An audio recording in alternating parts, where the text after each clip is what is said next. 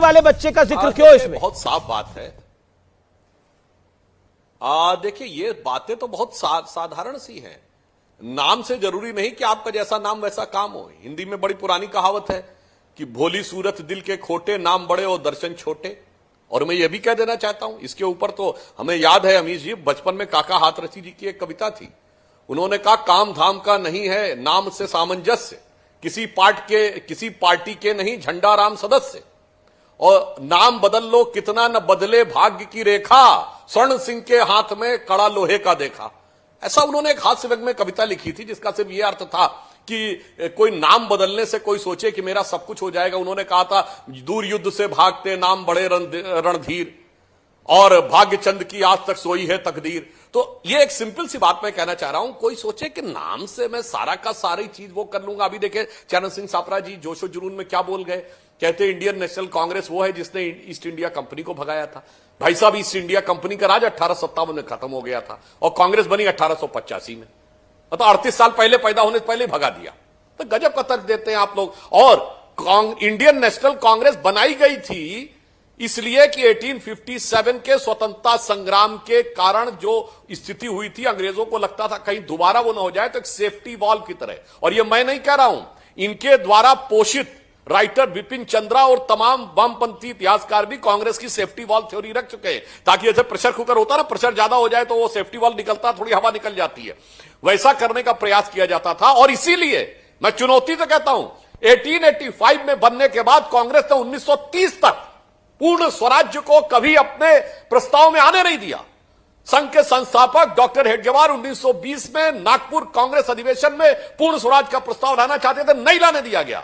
चूंकि अंग्रेजों के हिसाब से चलना था, इसलिए 35 साल लग गए इनको, जिसको आप कहते हैं स्वतंत्रता की लड़ाई, यानी पूर्ण स्वराज की बात कर। अमित जी, जी अब मैं आज की बात कहता हूं। जी चरण, एक सेकंड, चरण सिंह सापरा का रिप्लाई हो जाए इसके ऊपर, क्योंकि आपने वो 35 साल पहले चले गए थे। चरण सिंह सापरा बोलिए, रिप्लाई।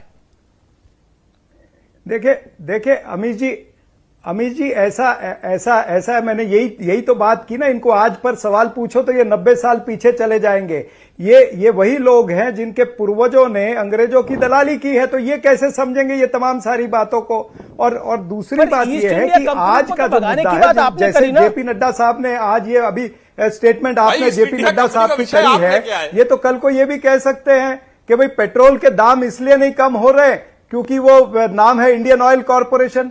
ये तो ये भी कह सकते हैं कि फूड कॉरपोरेशन ऑफ इंडिया है, इसीलिए जीवन आवश्यक वस्तुओं के दाम बढ़ गए हैं।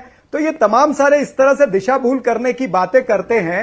ये नहीं बात करेंगे कि मणिपुर की स्थिति कब सुधरेगी, मणिपुर के लोगों का जो जख्म है उस पर मरहम कब लगेगा, उस पर चर्चा कब होगी। इसके ऊपर भारतीय जनता पार्टी ने उत्तर देना चाहिए, उनके प्रवक्ताओं ने उत्तर देना चाहिए। जी सुधांशु त्रिवेदी 30 सेकेंड, देन महुआ माझी। हाँ ठीक है। देखिए, मणिपुर के विषय के ऊपर माननीय प्रधानमंत्री जी सत्र शुरू होने से पहले ही अपने मन की कष्ट, वेदना और आक्रोश तीनों की अभिव्यक्ति कर चुके हैं।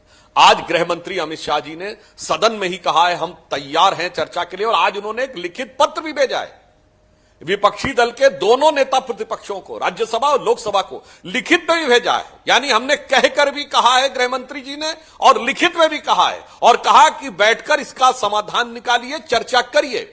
हम चर्चा को तैयार। आप कहते नियम 176 की तरह नहीं, नियम 267 की तरह चर्चा करेंगे। ये तो वो बात हो गई अमीश जी कि कोई ये कहे कि हम परीक्षा भवन में बैठ के परीक्षा का उत्तर पुस्तिका लिखने को तैयार हैं, मगर ये वाला कलम नहीं, वो वाला कलम नहीं, तो हम नहीं लिखेंगे, और फिर हम कहेंगे हमें उत्तर